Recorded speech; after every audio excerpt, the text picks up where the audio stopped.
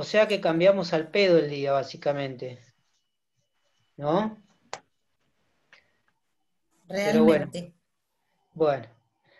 Vamos a dar clase hoy y ¿cuándo tenemos parcial nosotros? El El 19. 19, ¿Cuándo es 19? el lunes próximo creo. El que viene no, el otro. Eh, claro, este lunes no, o sea que tenemos esta clase y otra clase más nosotros. Ah, perfecto. ¿Y cómo están para el examen? ¿Van bien o más o menos? Más o menos. Ay, qué lástima. Porque ¿cómo van a hacer ahora? Tienen que ponerse a estudiar, ¿no? Y sí, van a tener que estudiar. Eh, bueno, y tuvieron clases, lunes y martes tuvieron. Y recién tuvieron clase con Camadro. Claro. Recién sí. Claro, se les hace muy largo. Bueno, al final no sé, bueno, salió mal lo de cambiar el día entonces. Igualmente ayer nos dieron 5 minutos para hacer el trabajo práctico. Ah, La mayoría no alcanzó, obviamente. 13 preguntas en 5 minutos es claro, imposible. sí, sí, sí, ridículo. Así que bueno. ¿Y quién le dio un trabajo práctico ayer? En obligaciones. ¿Y qué profesor?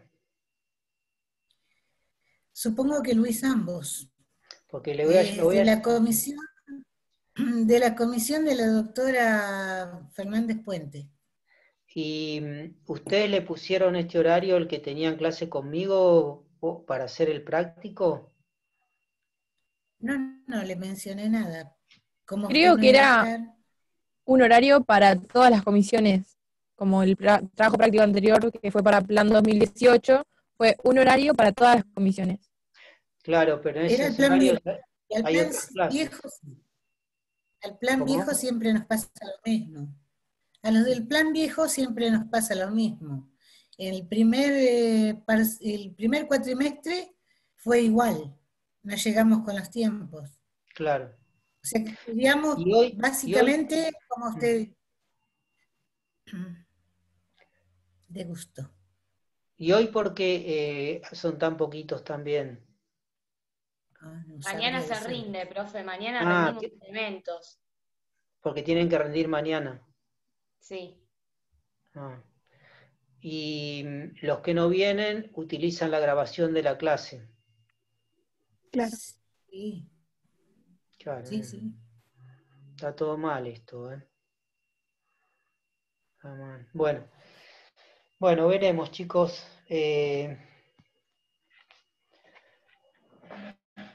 Vamos a ver cómo nos organizamos de acá en más, porque si no es complicado. Complicado dar clase así, la verdad. Creo que justo Bueno, vamos a hablar un rato. ¿Cómo? creo que justo ¿Cómo, esta. Camila? ¿Se escucha? Sí, sí. Ah, creo que justo la fecha se nos juntan todos los parciales. Claro, lo que pasa que, Están complicando los tiempos. claro, sí, sí, entiendo, eso lo entiendo, sí, pero hay que buscar la manera de poder resolver esas cuestiones. Sí, obvio, totalmente de Se, acuerdo. se pierden muchas clases y encima ya que son pocas, eh, bueno, bueno, nosotros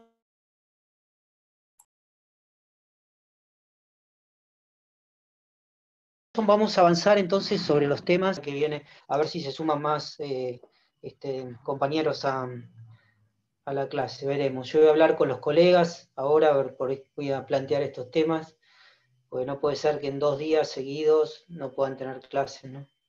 Así que vamos a ver cómo continuamos. Bueno, chicos, vamos a hacer un repasito, vamos a empezar a meternos en lo nuestro, vamos a empezar a hacer un repasito de los postulados de la escuela clásica y ahí vamos a después meternos en lo que es la escuela positiva, que es el tercer hito histórico en el que vamos a hacer hincapié, siempre teniendo en cuenta de que nos sirvan esos hitos históricos para que nosotros podamos entender el presente del derecho penal. ¿Mm? Bien, con respecto a la escuela clásica, rápidamente, para darle un cierre sobre todo al tema,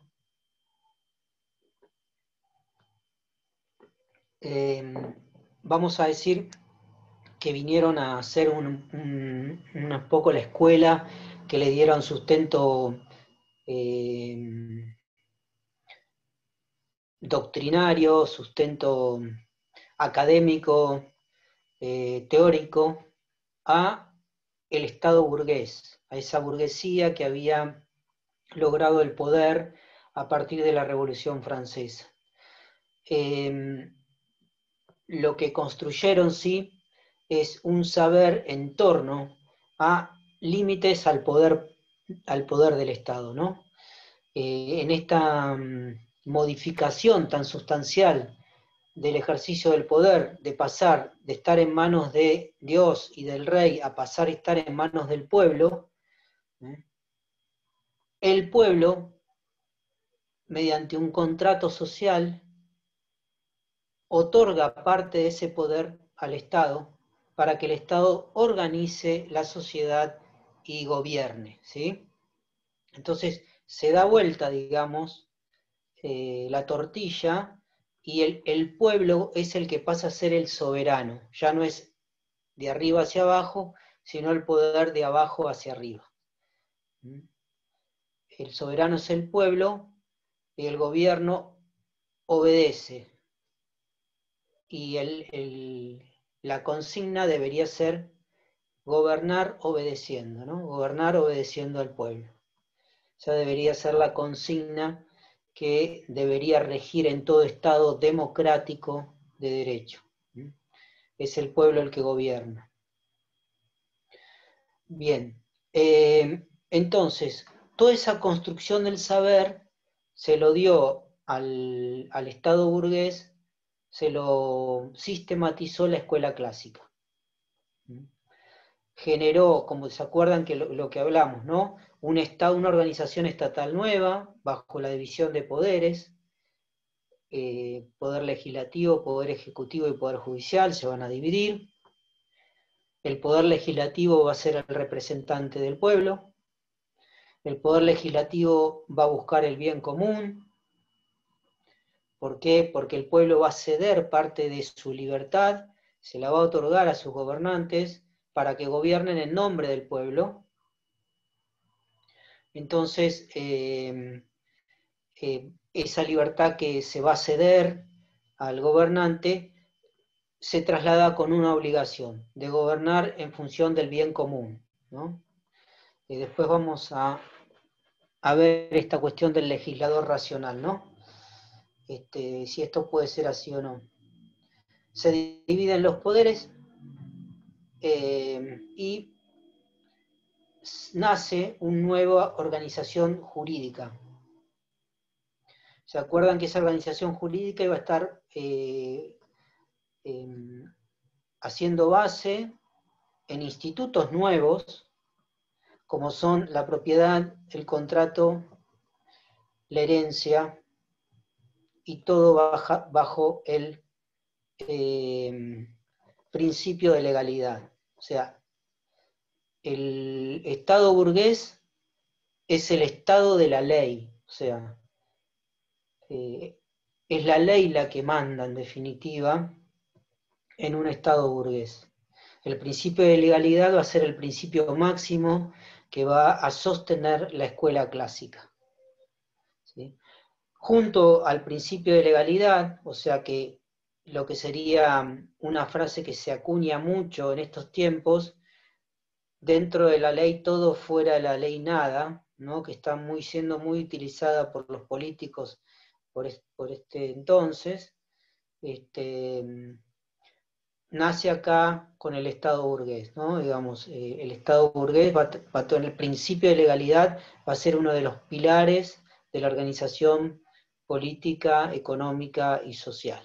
Todo tiene que estar, para que tenga legitimidad, primero tiene que estar legalizado. ¿Bien? El otro de los principios que la escuela clásica va a sostener fuertemente es el principio de igualdad. O sea, todo va a estar regido por la ley, principio de legalidad, pero en un plano de igualdad. Igualdad de oportunidades, igualdad ante la ley. Todo lo que no esté dentro de la ley o prohibido por la ley va a estar permitido. ¿Por qué? Porque el contrato social hace que el pueblo ceda parte de su libertad hacia el Estado para que lo gobierne. Reteniendo, en términos constitucionales, va a ser reservando para sí toda su libertad. Por eso el artículo 19 de la Constitución Nacional, chicos, se conoce con el nombre del principio de reserva. ¿Se escucha ahí? ¿Sí? El principio de reserva.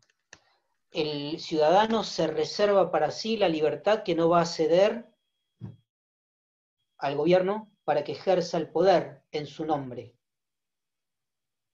y organice la sociedad en su nombre en búsqueda del bien común. Entonces van a ver, chicos, cómo se va conformando el esquema de un Estado burgués. La ley, principio de legalidad, igualdad ante esa ley y libertad. Artículo 18 y artículo 19 de la Constitución Nacional. Principio de legalidad, artículo 18, principio de reserva de la libertad, artículo 19.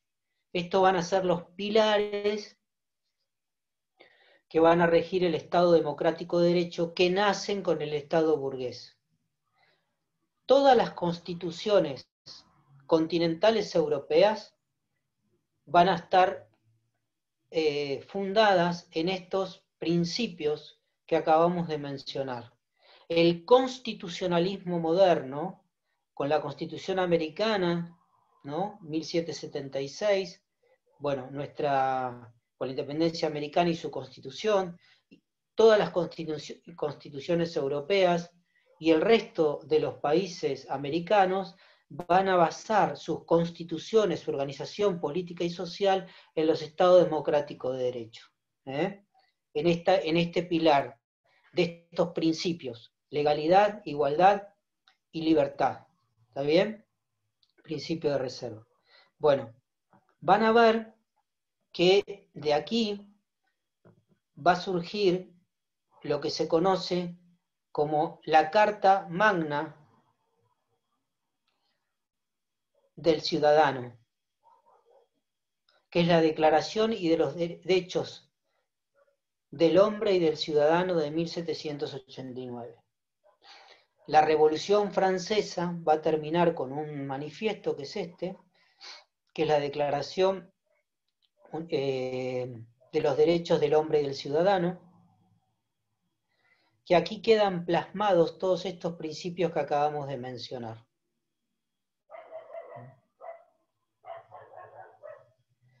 Vamos a volver en un ratito sobre este manifiesto, ¿no? Pero legalmente va a quedar plasmado en esta primera Declaración Universal de Derechos, después de la Revolución Francesa. Se declara este manifiesto de los derechos del hombre y del ciudadano. Bien, en lo que nos corresponde al sistema penal, como el Estado burgués lo que va a buscar es limitar el poder punitivo el poder del Estado, también va a limitar el poder punitivo, va a intentar limitar el poder punitivo. Por eso le van a meter a la pena todas las limitaciones que nosotros vimos la clase pasada. ¿Recuerdan algunas? Si alguien tiene anotado algunas ahí, límites a la pena, o para qué servía la pena, cuáles eran las características que debían tener. Sí, que tiene que ser eficaz, certera, rápida, proporcional. Bien, Y perfecto. que no puede ser innecesario, ¿no? Que tiene que tener un fundamento. Muy bien, muy bien. ¿Y proporcional, por ejemplo, quién se anima a decir qué significa que la pena sea proporcional?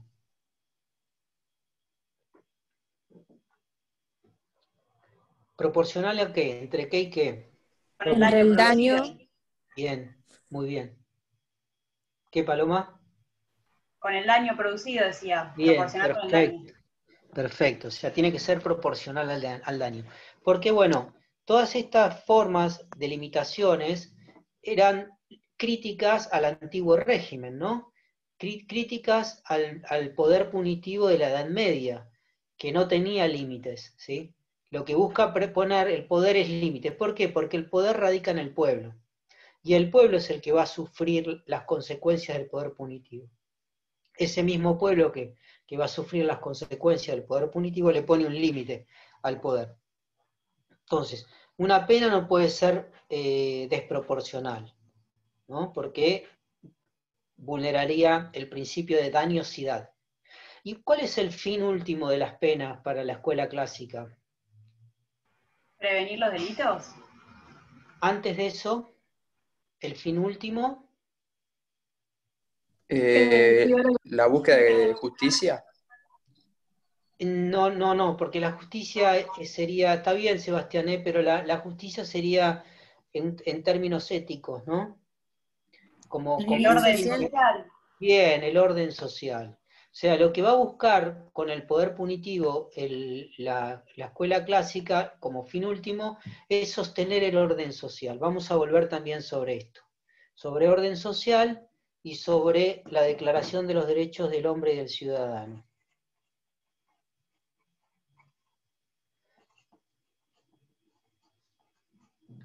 Bueno, entonces, la pena debe ser certera, debe ser proporcional, debe aplicarse rápidamente. Certera quiere decir que siempre se debe aplicar, ¿no? Siempre se debe aplicar.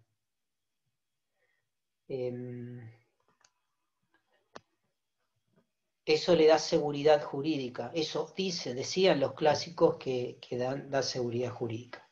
Bien, ¿alguna otra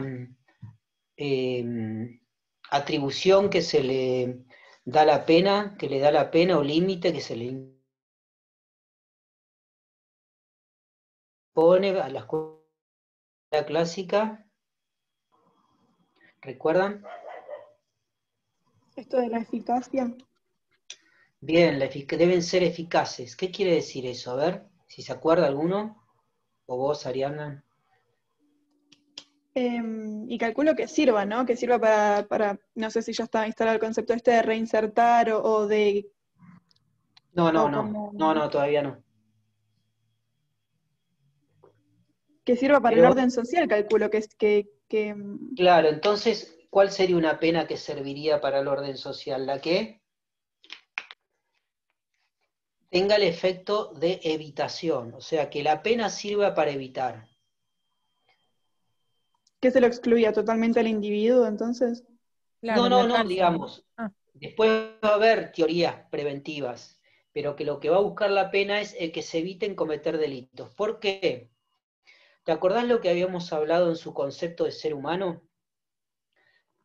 Partiendo de la idea del ser De, humano racional y que todo lo mide en costo-beneficio, que era el concepto de ser humano para la escuela clásica, sí. esta sería una linda pregunta para el examen, ¿no? El concepto de ser humano para la escuela clásica y para el positivismo, ¿no? Después podríamos ver algo de eso. Es interesante verlo, porque es interesante como fundamento último, ¿no? Digamos,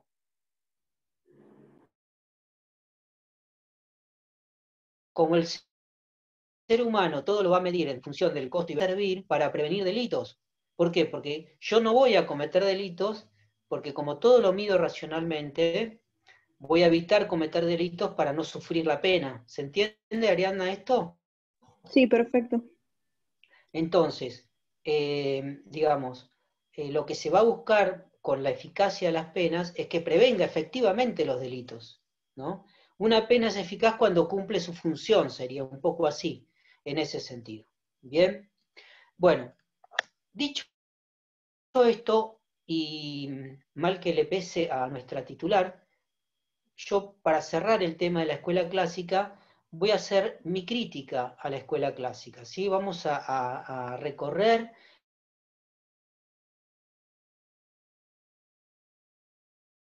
el camino de una disposición, una postura. Principios obviamente nacen altruistas, nacen superadores o supuestamente superadores o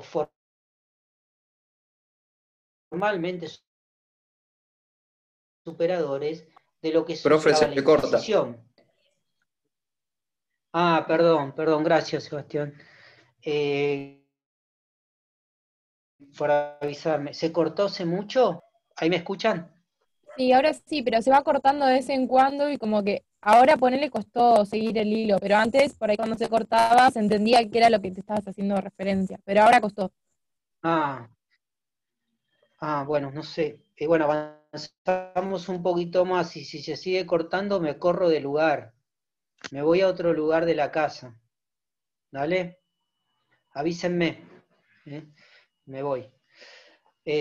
Bueno, entonces, Nacen supuestamente ahora perdí superadores. el hilo yo.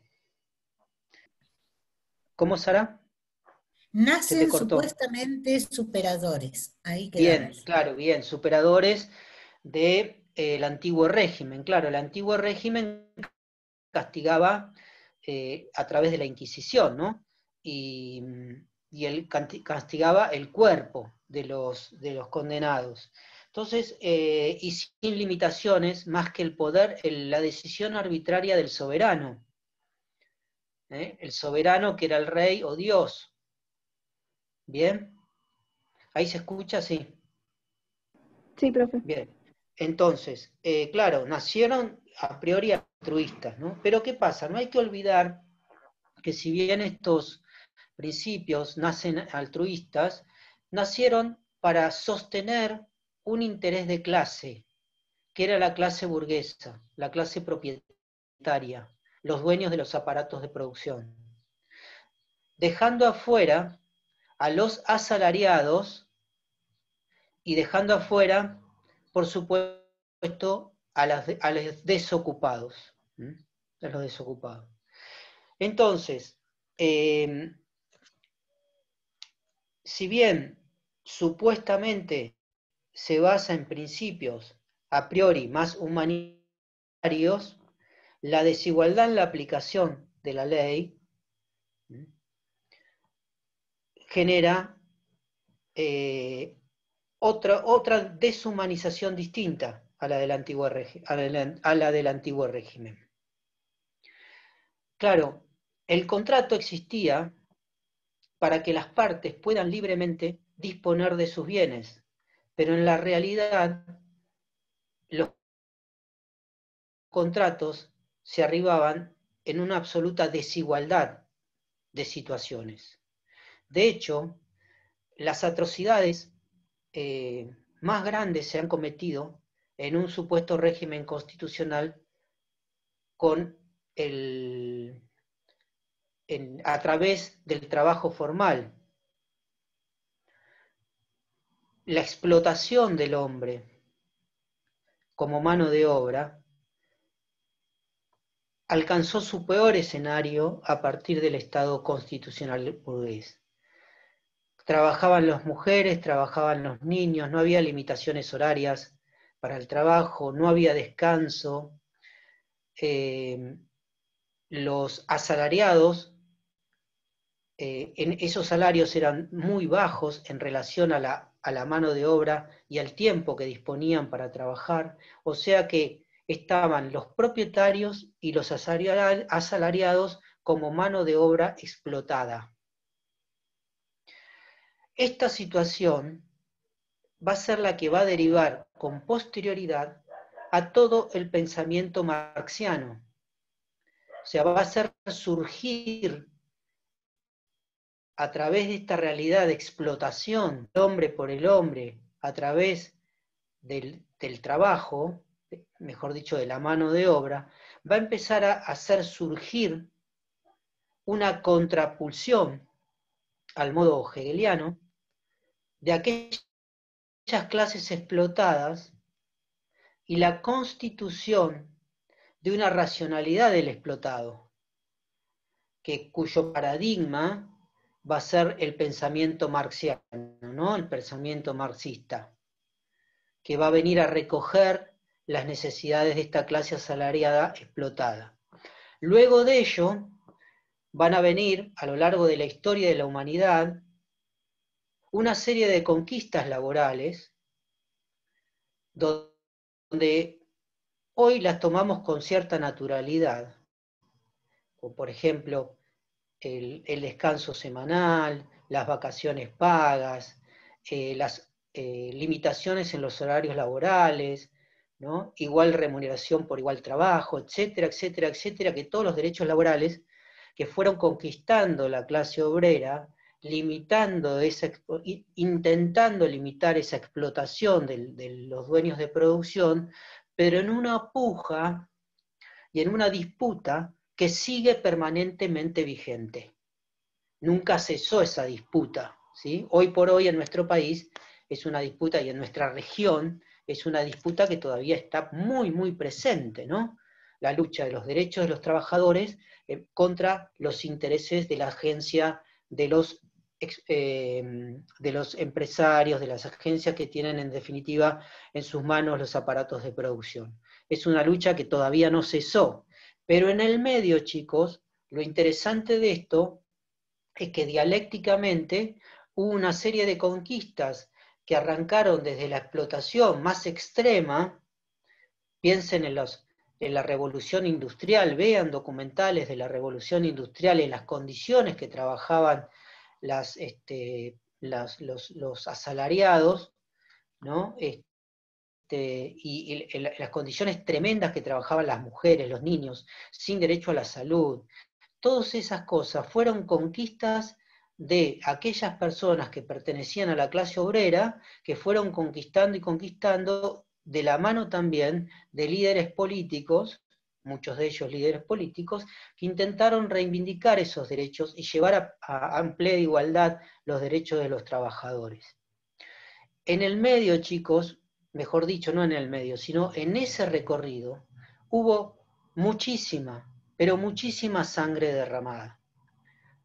Piensen esto, chicos, lo que nosotros hoy miramos y sentimos y disfrutamos con total naturalidad, que son nuestros derechos, en ese disfrute hay muchísimas muertes, hay muchísima sangre derramada, hay mucha gente que murió, pero muchísima gente que murió en pos de lograr esas conquistas y esos derechos. Por eso, yo siempre sostengo, humildemente, que la discusión entre si los derechos son otorgados por el legislador o por la ley, como diría el positivismo jurídico, o son otorgados al hombre por su... Yo humildemente les pongo una tercera posición. Una tercera posición. Ni es la norma que otorga derechos, ni es el hombre en su condición de tal, el justnaturalismo, ¿no?, el que las recibe naturalmente. No, no, no, no, no. Los derechos hacen base en el sufrimiento histórico de la humanidad. Cuando nosotros disfrutamos del derecho de defensa en juicio, estamos disfrutando y lo defendemos en honor a los miles y miles de personas que murieron en pos del derecho de defensa en juicio. Cuando yo disfruto un derecho laboral, no lo disfruto porque la ley me lo otorga y hay un legislador bueno que me lo otorga. No, no, no. Yo lo disfruto porque atrás de ese derecho laboral hubo millones y millones de personas que murieron para sostenerlo, ¿no? Las atrocidades que se hicieron en nombre de la ley, por ejemplo, tomemos la Inquisición, ¿no?, hacen que nosotros tengamos que dar la vida por el derecho de defensa en juicio, porque hubo miles y miles de mujeres quemadas en la hoguera que no lo tuvieron. En la reivindicación de las personas, en cada una de las personas que murieron sufriendo las injusticias de la ley, es que tenemos que hacer basar nuestros derechos. ¿Se entiende esto? Los derechos humanos tienen base en la sangre derramada. Los derechos humanos tienen base en la sangre injustamente derramada. ¿Por qué existe un derecho? Porque hay un ser humano que murió por él. Uno. Los 6 millones de muertos de judíos en la Segunda Guerra Mundial no los contamos como 6 millones. Contamos por 1 judío, 2 judíos, 3 judíos, 4 judíos. ¿Se entiende? La cantidad de seres humanos que murieron en pos de los derechos laborales, no los contamos como la cantidad, los contamos uno más otro, más otro, más otro, más otro.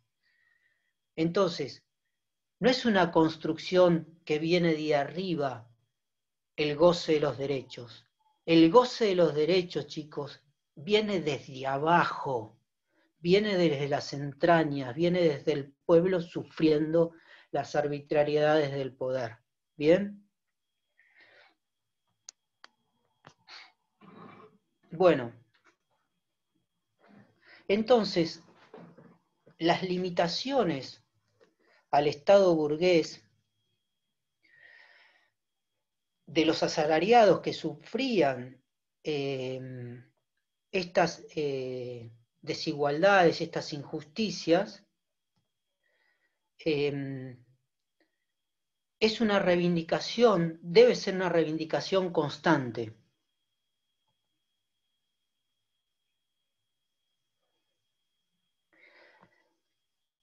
Que hoy en día permanece en tensión, ¿no? Todavía permanece en tensión, con idas y venidas de derechos. Pero peor, en un Estado burgués como el nuestro, es la situación de los desocupados, de los parias, de los nadies, como decía el maestro Galeano, los nadies, que valen menos que la bala que los mata, decía Galeano. No solo tienen acceso a un trabajo, un salario, sino que quedan por fuera de todo el sistema. De todo el sistema económico y social. Bien. ¿Ese es el orden social que pretende el Estado burgués?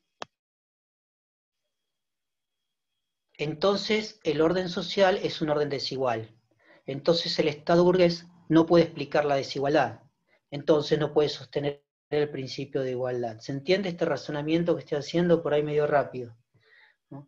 Pero si el Estado burgués dice que la principal regla de un Estado es la igualdad ante la ley, entonces explícame cómo yo voy a sostener un orden social que deje afuera a todo un montón de gente que no puede ingresar al sistema económico y social.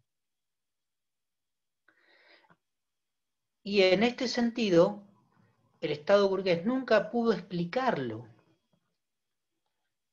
Nunca tuvo argumentos para sostener esto. Y fíjense, miren este detalle, chicos. Siempre en la historia del Estado burgués, sobre todo el Estado burgués, pensemos en el Estado burgués argentino o latinoamericano, nuestro Estado burgués nace en 1810, con la Revolución de Mayo, ustedes saben esto, ¿no? Esta organización política y social que nació en Francia se trasladó a Argentina y a toda Latinoamérica con la Revolución de Mayo en nuestro país, que se instala el Estado burgués, ¿bien? Nunca pudieron explicar por qué el indio quedó afuera, por qué el gaucho quedó afuera, por qué el anarquista quedó afuera, por qué el inmigrante quedó afuera, por qué el disidente político queda afuera. Y ahora, ¿por qué queda afuera el joven pobre de barrios marginales? Fíjense que en ese orden siempre hubo gente que quedó afuera de ese sistema. Bien, ¿cuál es mi crítica más profunda a la organización política y social burguesa? Que utiliza el poder para sostener en la marginalidad al marginado. Entonces no hay igualdad ante la ley. El orden social es el orden que acepta dejar afuera a colectivos poblacionales, a colectivos parte de la población, que son parte de la población. Entonces, el objetivo del Estado burgués es lograr que a través de los instrumentos de poder, lograr que los que están afuera del sistema acepten las reglas del juego. Y para eso, y con ese objetivo, funciona en el plano de la realidad el sistema penal. El sistema penal, el Estado burgués, es una herramienta de poder que va a servir para sostener al margen a los marginados. Basta nomás ir a una cárcel para darse cuenta quiénes están presos ahí. Pero basta nomás recorrer las cárceles de la historia de nuestro país para darse cuenta para qué sirvió el sistema penal. Y esta es mi crítica al Estado burgués. Uno es el deber ser, el nivel de abstracción, y otro es el nivel del ser, el nivel de la realidad, de cómo opera en realidad el Estado burgués. Entonces, somos continentemente democráticos, pero el contenido no es democrático. Somos continentemente un Estado de Derecho, pero no vivimos en un Estado de Derecho, porque no hay igualdad ante la ley, no hay igualdad de oportunidades. Hay incluidos y excluidos. Fíjense en la historia del derecho penal burgués, a quién se les aplicó y a quién no se les aplicó. A quién se les aplica y a quién no se les aplica. Van a ver que el primer colectivo de personas que sufrieron el poder punitivo por el Estado burgués fueron los indios. El sistema penal se les aplicó a los indios. Después el sistema penal se le aplicó al gaucho, no a otros, al gaucho. Después se le aplicó al inmigrante, después se le aplicó al anarquista, después se le aplicó al subversivo. Y ahora se le aplica, casi con exclusividad, a los jóvenes pobres de barrios marginales. Entonces no es mentira, no es verdad, como dijo algún político en algún momento, por un delito una pena, como un eslogan de campaña. No. El sistema penal no funciona así. El sistema penal selecciona a las personas que se le va a aplicar. El sistema penal actúa selectivamente. Por eso el sistema penal en un Estado burgués es una herramienta de ejercicio del poder.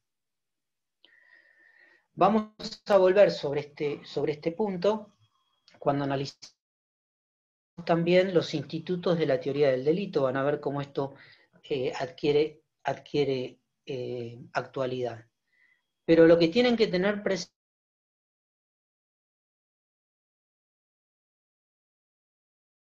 chicos, que es el desafío del... Vos naciste pobre, vas a morir pobre. Profe, se cortó.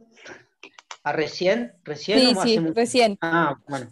Digamos, el objetivo del Estado burgués y de las herramientas del poder burgués es que el sujeto marginado acepte la regla de juego. Vos naciste pobre, vas a morir pobre y vas a tener que aceptar que vas a vivir pobre.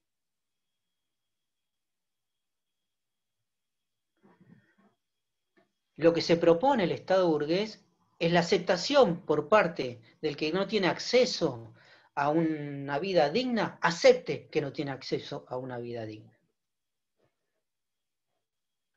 Ese es el plano del ser.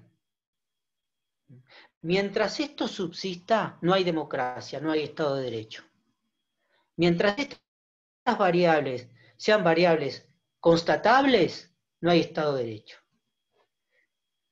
Mientras el Estado de Derecho no propugne a actuar de manera tal de que alguien esté siempre mejor sin que nadie esté peor, no va a haber Estado de Derecho.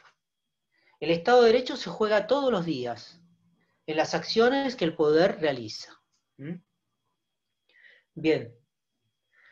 De la mano del sistema penal burgués nace la cárcel.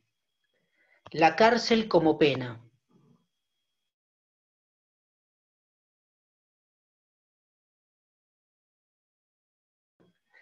Esta es otra de las consecuencias de la apología de la cárcel, como superadora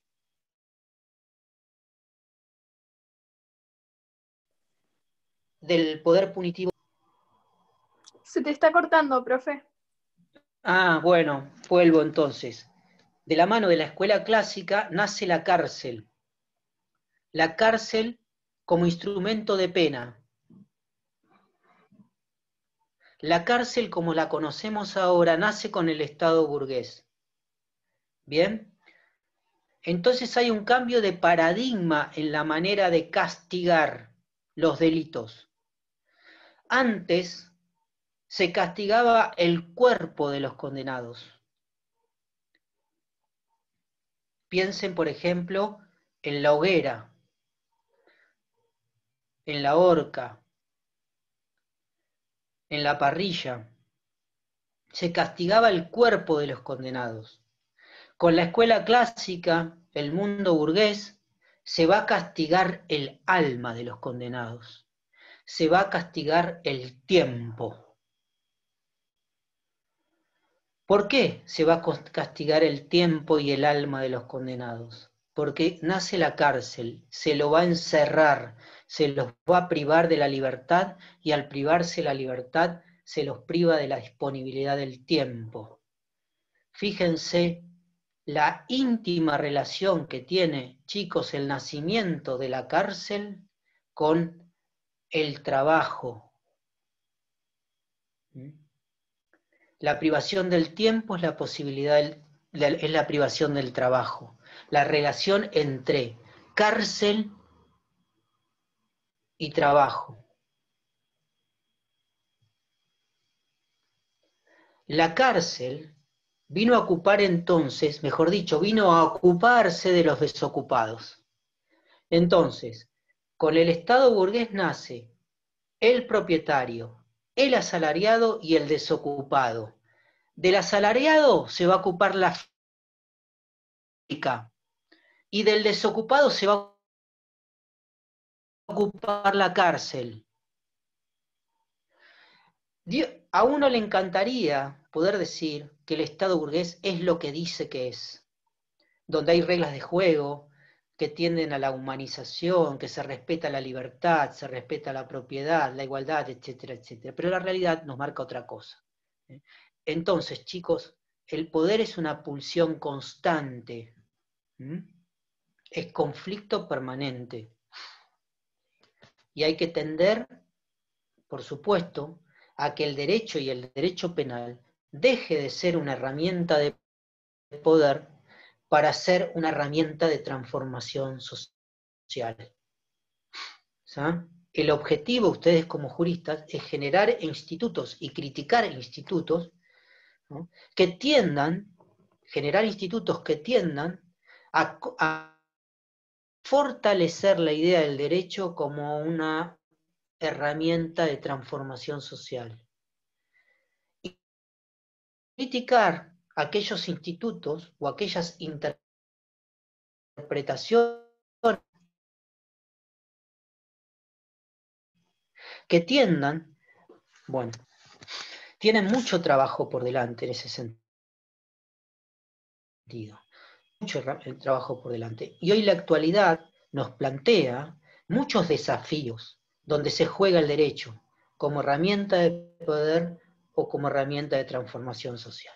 Bien, la cárcel, chicos, nace burguesa y europea. Nosotros la trasladamos a América, pero la cárcel no es una institución autóctona, una institución que nos pertenezca, ¿no? Que sea una institución del estar americano. Es algo que trajimos importado de afuera, deben haber visto ya con Adler quizás los modelos carcelarios Sí, los vimos. que hubo, pero son todos modelos construidos en Europa y que nosotros importamos. Como Profe, importamos sí, perdón, el otro día me quedé pensando en lo que justamente está hablando ahora y busqué formas de resolución de nativos originarios de la zona, ¿no?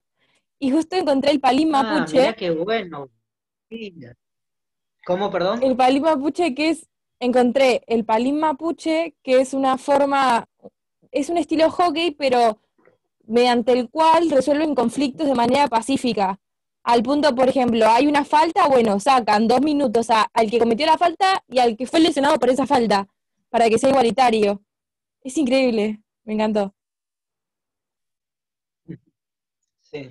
La pena es una forma de resolución de conflictos, entre muchas formas de resolución de conflictos. Pero a nosotros nos hacen pensar que es la única manera de resolver conflictos, ¿no? Muy bien, Agustina, te felicito. Te felicito. Me encanta que hayas tenido ese interés. Digamos, es una de las formas la pena, ¿no? Pero, por ejemplo, hay otras formas de resolución, como vos planteás, Agustina. Se me ocurre contarles una situación y ustedes díganme a ver cómo resolverían, ¿está? Les cuento una situación para que podamos representarnos este tema. Hay 4 o 5 pibes que están estudiando en Mar del Plata y son de afuera. Alquilan un departamento, entre todos para poder sustentarse los estudios. Y viven 4 en el departamento y están mirando un partido por televisión. ¿Bien? Y en un momento dado uno de ellos agarra el televisor y lo tira contra el piso, porque se enoja por una situación del juego. Y le rompe el televisor. Y el televisor era vital, entre comillas, para ellos, porque era el único televisor que tenían y les servía como recreación para los momentos de esparcimiento cuando no estudiaban, ¿no? Supónganse que ustedes son parte de ese grupo de personas. ¿Cómo resolverían ese conflicto?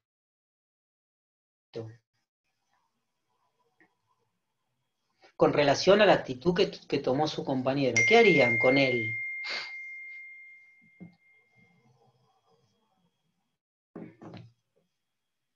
¿Lo echarían del departamento? Es una opción, ¿no? Pero es una opción. Uno de ellos dice, para mí hay que echarlo del departamento, ¿no? Sin Otro preguntarle qué le sería, pasaba. bueno, entonces, ¿cuál? No, pero digamos, una opción de alguno, vamos a suponer, yo lo echaría. Si soy yo, lo echaría del departamento. ¿Qué otra opción se les ocurre para resolver ese problema? Mandarlo a la psicóloga. Profe, Sí, a la Mandarlo al psicólogo. psicóloga. ¿Quién dijo mandar al psicólogo? Yo, Ariadna, ¿Quién dijo mandar al psicólogo? Ariadna, yo. Ah, sí, está bien, perfecto, Ariadna, lo mandás al psicólogo. ¿Es otra forma o no? A interiorizarse en sus violencias, sí. Bien, Una forma de psicólogo. exteriorizar. ¿Qué otra manera?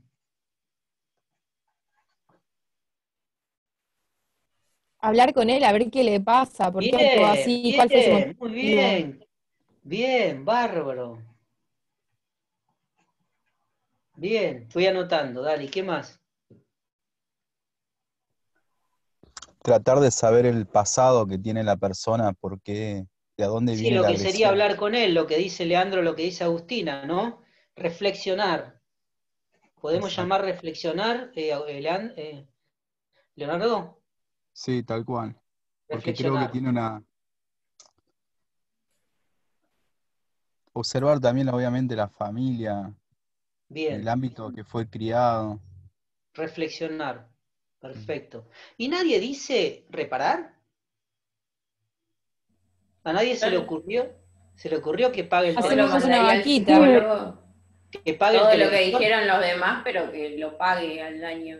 Que pague el televisor. ¿Quién? ¿Quién dice? ¿Quién habla? Ah. Bueno, Iba a reparar- decir que primero tratar de calmarlo y después que buscar una manera conciliatoria como para que él repare, sí. bien. O sea, reparar también podría ser una solución del conflicto, que pague el televisor. Sí, pero lo Sí, hace. que repare No. el daño y aparte un límite al comportamiento, porque después repara el daño y después vuelve a hacer lo mismo. Por ahí un límite al comportamiento Claro. también habría que pautar. Bien, o sea, una mezcla entre reparador. Bueno, fíjense, chicos, que ustedes, Sí. una problemática, plantearon 4 formas distintas de solución. Yo planteé el represivo, también con María, ¿no? Para mí hay que echarlo, dije, o el castigo. Otro lo mandó al psicólogo, el terapéutico, una forma terapéutica. Otro, una forma conciliadora, entre Leonardo y quien no sé quién otro habló de hablar con él, ¿no? De conciliar, de Pau, reflexionar, de qué es lo que le había pasado. Ah, ¿qué pasó, no? Y por último, el reparador, que pague. O sea, fíjense, chicos, que la idea del castigo, de la pena como castigo legal, es una opción entre muchas. Como decía Agustina, que nos trajo un ejemplo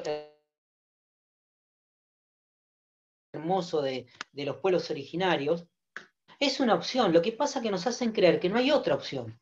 Nos hacen creer desde el verticalismo del poder que nosotros o resolvemos los conflictos de esta manera o no los podemos resolver, ¿no? El desafío está por ese lado. Bueno, para ir cerrando la clase, chicos, volvemos al punto final de la clase anterior. Yo no quise avanzar demasiado para darle la oportunidad a los compañeros que puedan sumarse a la clase que viene. Pero, ¿cómo resuelven los clásicos y todo el pensamiento burgués las contradicciones que subyacen al sostenimiento de esta manera de ver el mundo, ¿no? Sobre todo relacionado con el principio de igualdad? ¿Cómo se les ocurrió resolver lo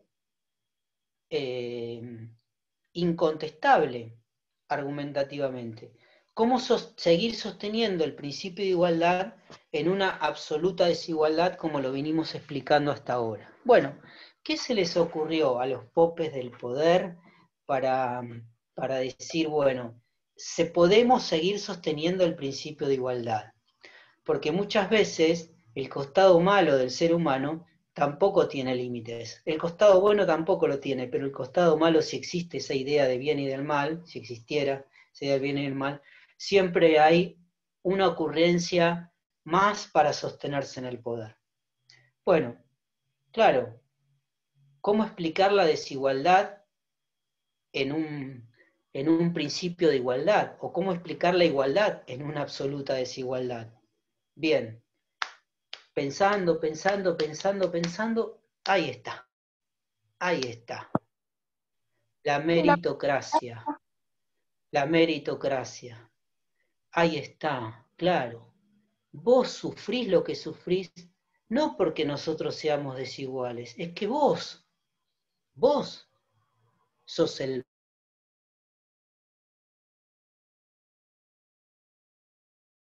mal. Vos, culpa de vos, seguimos siendo buenos. Profe, se está trabando un montón. Nosotros seguimos siendo buenos, el problema. ¿Cómo? Se está trabando, ¿Hola? quedamos en... Se trabó.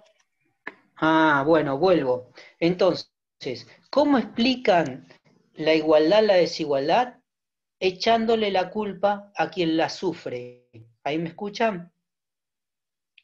Sí, perfecto. echándole la culpa a quien la sufre, El discurso de que el pobre es pobre porque quiere ¿no? ser pobre. Digamos. Bien, entre muchísimos otros. La gente está como está por culpa suya. Vos lo que te pasa es porque vos no hacés lo suficiente. No es que yo sea malo, yo sigo siendo bueno. Fíjense cómo el poder siempre se posiciona en el lugar de la bondad, en el lugar del bien, en el lugar de lo legal, en el lugar de lo legítimo. Y coloca al otro en el lugar de lo oscuro, de lo negro, en contraposición de lo blanco, ¿sí? De lo sucio, lo inculto, y muchos adjetivos más. Pero ahí encuentra el poder la explicación de la desigualdad. No es porque haya mala distribución de la riqueza, no, es porque ustedes son el problema. No nosotros seguimos siendo buenos. Acá nace, chicos, con esta idea, nace la demonización del sujeto. Perdón. La demonización de los sujetos. ¿Qué voy a hacer yo? Al que sufre la desigualdad, lo voy a hacer depositario de todos los males sociales. Lo demonizo, lo convierto en un enemigo, lo convierto en el mal, y para ellos está la cárcel. Para ellos está la cárcel. Para ellos están las villas. Y como ellos son tan malos, cualquier cosa vale en contra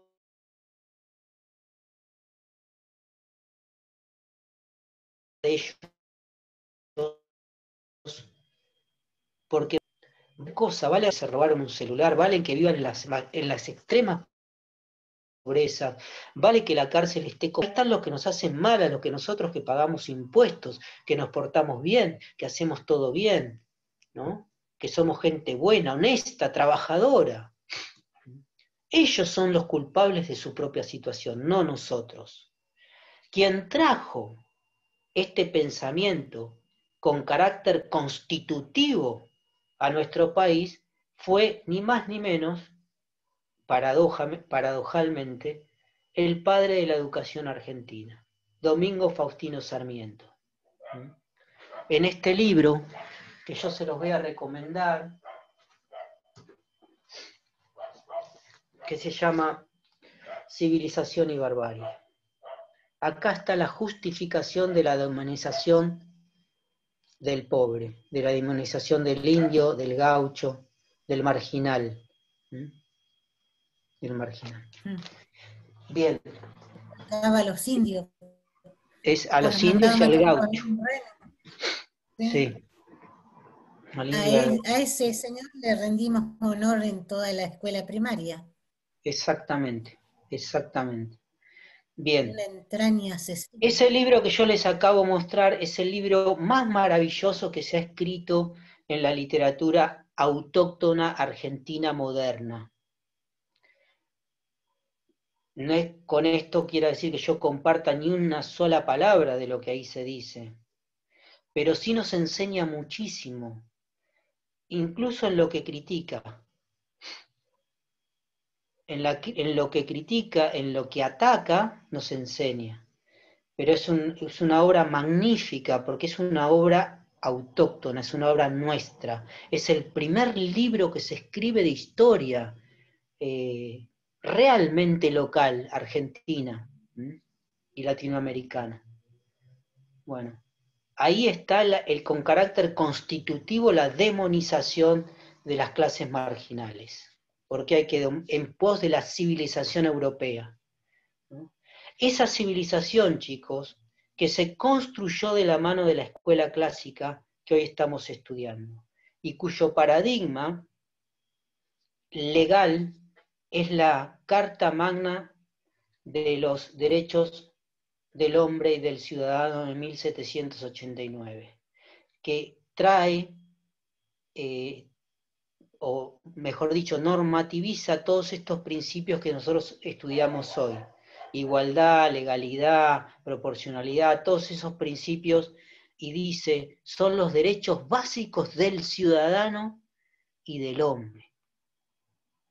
Ah, muy bien, mundo burgués. ¿Y entonces por qué permitiste y te dividiste el mundo y colonizaste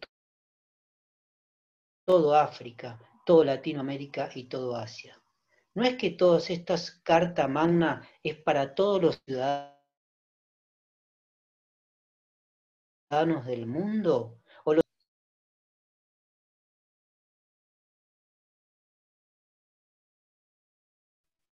pareciera ser, y de hecho hasta hombre del ciudadano, era solo para los europeos? No hay audio, Porque doctor. los europeos legalizaron la colonización de África, legalizaron la colonización de América y legalizaron la colonización de Asia. O sea que para los asiáticos, para los africanos y para las poblaciones americanas no había carta magna ni derechos del hombre y del ciudadano. Había subordinación, había dominación. Hegel hablaba del hombre europeo, ¿no? Para Hegel el europeo era superior, y para Hegel la cuna del saber era Alemania, ¿no? Y el saber debe salir de Alemania. Fíjense dónde los penalistas van a estudiar derecho penal y qué autores utilizan y qué autores debaten del derecho penal. Fíjense los filósofos qué autores estudian y qué autores se discuten y debaten. Bueno, ¿quiénes van a ser los que sistematicen este principio de la culpa la tenés vos? La desigualdad se justifica o existe porque aquellos que la sufren son los culpables. La escuela positiva, que es la escuela que vamos a empezar a ver la clase que viene, el positivismo criminológico. Aquí esta idea del saber para justificar la desigualdad en una supuesta igualdad, adelante la escuela positiva. La escuela positiva, el pensamiento criminológico positivista. Se traba, profe. Los que van a llevar adelante la sistematización de este pensamiento, o sea, de justificar la desigualdad y decir que la igualdad se sostiene a pesar de la desigualdad, va a ser la escuela criminológica positivista, va a ser el positivismo criminológico, va a ser la escuela positiva en general, entre los cuales está Sarmiento. Vamos a estudiar la clase que viene cómo se justifica la desigualdad en una supuesta igualdad. Bueno, chicos, terminamos acá, entonces, ¿les parece bien? ¿Alguna pregunta quieren hacer o alguna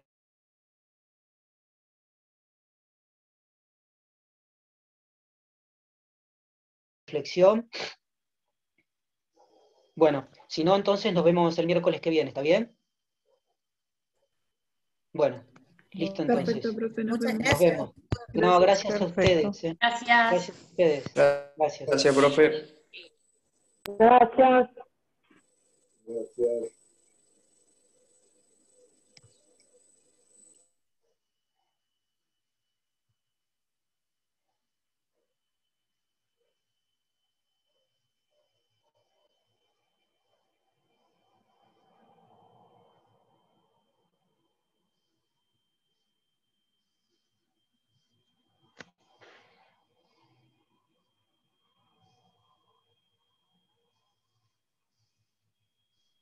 Gracias, profe. Gracias.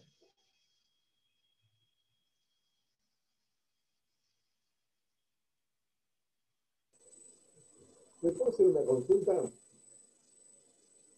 Hola. Sí, claro. Sí, sí. Justo estoy estrenando computadora con el Zoom, perdón. O sea, ahora tengo cámara, ahora me puedes ver. Tengo una consulta. No pasa nada. es la última clase que tendríamos con vos, porque el lunes rendimos, puede ser. Positivismo, escuela clásica, maléfico. Sí, ¿Qué sí, otro tema sería sí. de relevancia? No, y toda la conceptualización que vi en las primeras clases, concepto de poder, Concepto de poder, el ser humano. de Estado, de Bien. este. Eso sería más o menos lo que abarca tu parte, digamos, las policias. Hola. ¿Cómo, perdón? Manejar, perdón. Estamos ahí. Hola, ¿me escuchás? Sí, sí, ¿qué me decías? Sí. Entonces, toda la parte de burguesía, los conceptos del ser humano, poder, bueno, toda esta cuestión del trabajo, la concepción burguesa, y después, escuela clásica positiva, Santo Tomás, y la parte de Maléfico, el martillo de las viejas. Ahí estaríamos bien. Perfecto. Sí, sí. Genial. Bueno, Fabián, nos vemos.